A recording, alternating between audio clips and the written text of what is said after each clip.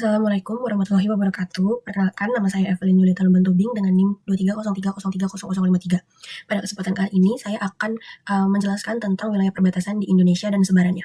Yang pertama, menuju ke definisi, apa itu wilayah dan perbatasan atau batas wilayah. Jadi menurut Peraturan Pemerintah Nomor 47 Tahun 1997 tentang Rencana Tata Ruang Wilayah Nasional, wilayah adalah ruang yang merupakan kesatuan geografis beserta segenap unsur terkait padanya, yang batas dan sistemnya ditentukan berdasarkan aspek administratif dan atau aspek fungsional. Menurut Yadi dan Makmuryanto, batas wilayah adalah garis yang menggambarkan batas antar wilayah kelurahan atau desa, kecamatan, kabupaten atau kota, provinsi, dan negara. Ada pendapat dari ahli lain, dari Malik, yang mengemukakan bahwa batas wilayah merupakan sebuah kumpulan titik-titik koordinat geografis yang merujuk pada sistem georeferensi nasional dan membentuk garis-garis batas wilayah administrasi pemerintah daerah. Jadi batas wilayah ini punya peran yang penting dalam tata kelola pemerintahan daerah di Indonesia, yaitu dapat menciptakan tertibnya administrasi pemerintahan, lalu memberikan kejelasan dan kepastian hukum terhadap batas wilayah suatu daerah yang memenuhi aspek teknis dan yuridis, serta menjamin kejelasan batasan hak atas tanah, hak wilayah, dan hak adat pada masyarakat. Selanjutnya, batas-batas wilayah Indonesia. Jadi ini dibagi menjadi 3, batas laut, batas darat, dan batas udara. Di bagian timur itu Indonesia berbatasan dengan Samudra Pasifik, di bagian barat berbatasan dengan Samudra Hindia dan wilayah laut milik India, di bagian selatan berbatasan dengan Samudra Hindia dan wilayah laut milik Australia, bagian utara berbatasan dengan Laut Thailand, Laut Filipina, dan Laut Palau, dan Laut Cina Selatan. Nah, di dalam batas laut ini itu terdapat beberapa pembagian. Jadi ada batas laut teritorial, batas landasan kontinen, dan zona ekonomi eksklusif atau ZEE.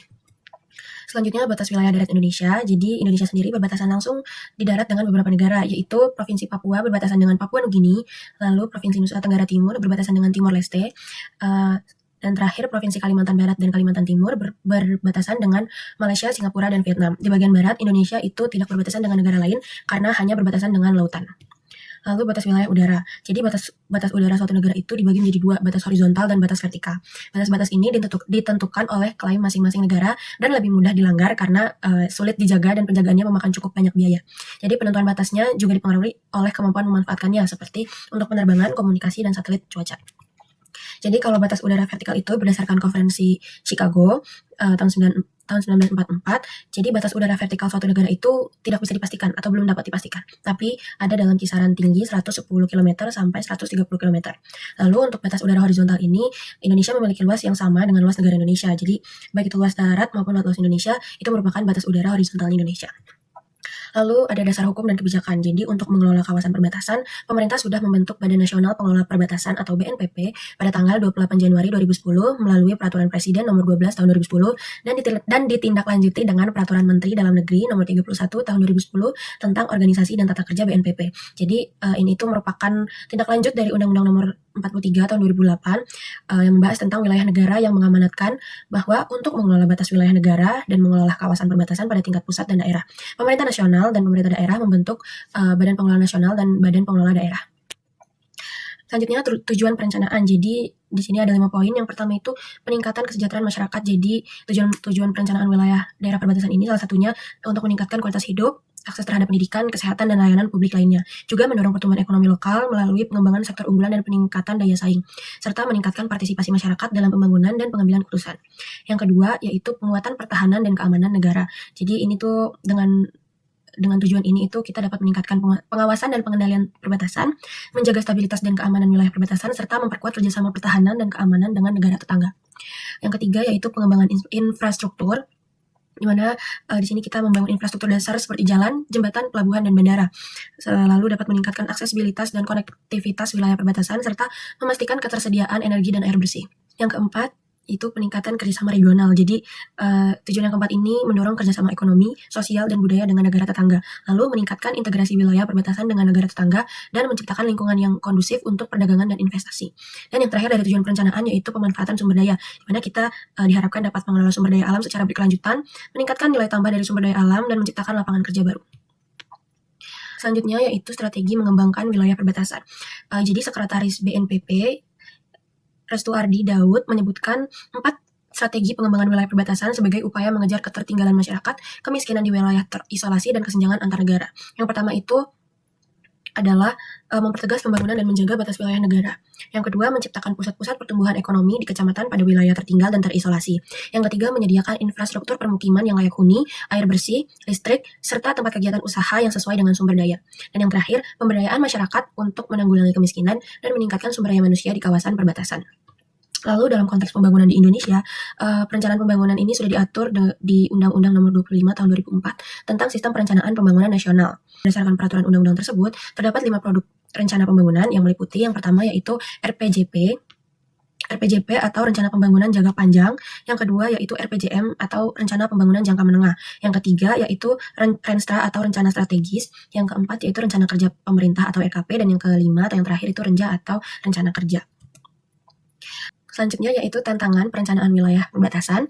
Yang pertama itu topografi wilayah Indonesia yang sangat heterogen mempengaruhi proses penegasan dan penetapan batas di daerah. Jadi Indonesia sebagai negara kepulauan yang terletak di Khatulistiwa memiliki variasi kontur wilayah yang sangat beragam, mulai dari lautan, pantai, dataran rendah, sampai dengan dataran tinggi berupa bukit dan pegunungan. Proses penentuan batas di setiap segmen batas daerah tentu saja dihadapkan dengan kondisi ini yang berimbas pada sulitnya proses pengumpulan data di lapangan. Yang kedua yaitu kegiatan penegasan dan penetapan batas daerah membutuhkan waktu yang tidak instan dan biaya yang tidak sedikit.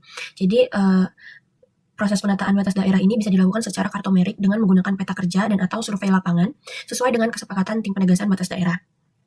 Dalam pelaksanaannya, sering sekali proses pelacakan dan penentuan batas-batas daerah ini tidak cukup hanya menggunakan peta kerja. Jadi perlu juga dilakukan survei lapangan guna mengetahui kondisi real batas-batas daerah di lapangan yang tentu saja memakan waktu yang tidak sedikit. Semakin kompleks kondisi topografi wilayah yang akan disurvei, akan berdampak pada makin panjang durasi waktu yang dibutuhkan. Lebih jauh lagi, akan berdampak pula pada besaran biaya yang dibutuhkan. Padahal di sisi lain, pemerintah daerah memiliki banyak program atau kegiatan dengan skala prioritas lebih tinggi yang juga membutuhkan pendanaan. Imbasnya, kegiatan penegasan batas daerah yang dianggap kurang mendesak belum menjadi fokus pemerintah daerah sehingga sering dikesampingkan dalam perencanaan maupun penganggaran pembangunan di daerah. Yang ketiga yaitu keterbatasan dan ketidakmerataan SDM di daerah. Proses penegasan dan penetapan batas daerah ini tuh bukan cuma membutuhkan peran SDM aja yang menguasai bidang hukum, tapi juga membutuhkan SDM dengan keadaan khusus seperti bidang survei dan pemetaan. Nah, keduanya ini tuh merupakan produk utama dari kegiatan survei dan pemetaan yang dilakukan. Tapi sayangnya jumlah SDM yang menguasai teknik survei dan pemetaan di tanah air masih sangat terbatas. Di samping itu, distribusi SDM yang memiliki keahlian tersebut juga tidak merata di semua daerah, sehingga penataan batas daerah tidak menjadi kegiatan prioritas di daerah. Yang keempat, yaitu penegasan dan penetapan batas daerah membutuhkan kerjasama banyak pihak, di mana bukan hanya antar pemerintah daerah yang berbatasan, melainkan juga pemangku kepentingan lainnya, terutama masyarakat yang bermukim atau beraktivitas di wilayah perbatasan. Kerjasama antar pemangku kepentingan dengan latar belakang dan kepentingan yang berbeda-beda tentu saja tidak mudah. Dengan beragamnya pihak-pihak yang terlibat, akan banyak proses diskusi dan negosiasi antar pihak untuk mencapai konsensus atas batas-batas wilayah yang ditetapkan. Semua pihak perlu menyamakan persepsi dan menetapkan tujuan bersama bahwa penataan batas yang dilakukan adalah untuk kepentingan bersama. Dan yang terakhir yaitu penataan batas daerah membutuhkan political will dari pimpinan yang ada di daerah, khususnya gubernur, bupati atau wali kota, camat, dan kepala desa atau lurah. Jadi penataan batas daerah ini memang bukan merupakan sebuah isu yang menarik dan bisa menaikkan nama dan popularitas para pemimpin daerah. Jadi nilai manfaatnya pun tidak akan bisa dirasakan secara langsung oleh masyarakat jika dibandingkan dengan pembangunan di bidang infrastruktur, pendidikan, ataupun kesehatan. Akan tapi, kejelasan batas-batas wilayah administrasi akan menjadi sebuah keniscayaan ketika membangun suatu daerah. Luas wilayah dari setiap wilayah administrasi yang selama ini hanya berupa estimasi akan menjadi jelas dan akurat. Masyarakat yang tinggal di perbatasan desa atau kelurahan, kecamatan, kabupaten atau kota atau provinsi akan mendapatkan kejelasan tentang status kependudukannya. Selanjutnya yaitu program prioritas. Jadi pada Mei tahun 2023, BNPB bersama sejumlah kementerian atau lembaga menetapkan tata ruang kawasan perbatasan menjadi agenda prioritas nasional. Penetapan ini untuk menentukan arah pembangunan di kawasan perbatasan negara, guna mempercepat pembangunan dan meningkatkan kesejahteraan masyarakat kawasan perbatasan sesuai Rencana Pembangunan Jangka Menengah Nasional atau RPJMN tahun 2020 sampai 2024. Perpres Nomor 118 tahun 2022 tentang Rencana Induk Pengelolaan Batas Wilayah Negara dan Kawasan Perbatasan tahun 2020 sampai 2024 merupakan pedoman nasional serta acuan kementerian, lembaga dan pemerintah daerah dalam mengelola batas wilayah negara dan kawasan perbatasan. Dalam Perpres tersebut, kawasan perbatasan salah satu kawasan strategis nasional yang wilayah penataan ruangnya diprioritaskan. Oleh sebab itu, sudah seharusnya Kementerian ATR dapat mempercepat penyelesaian rencana detail tata ruang atau RDTR KPN sesuai arahan Presiden. Jadi kawasan yang dapat dijadikan sebagai target lokasi prioritas, di antaranya yaitu kawasan yang ditetapkan pada PP nomor 13 tahun 2017 tentang perubahan PP nomor 26 tahun 2008 tentang Rencana Tata Ruang Wilayah Nasional atau RTRWN. Jadi, kawasan yang telah ditetapkan sebagai Pusat Pelayanan Pintu Gerbang atau PPPG juga menjadi kriteria, serta kawasan yang memiliki sarana-prasarana transportasi dan potensi produk ekspor di lintas batas negara. Oke, ini berikut referensinya. Jadi sekian pemaparan materi dari saya, kurang lebihnya mohon maaf. Cukup sekian dan terima kasih. Wassalamualaikum warahmatullahi wabarakatuh.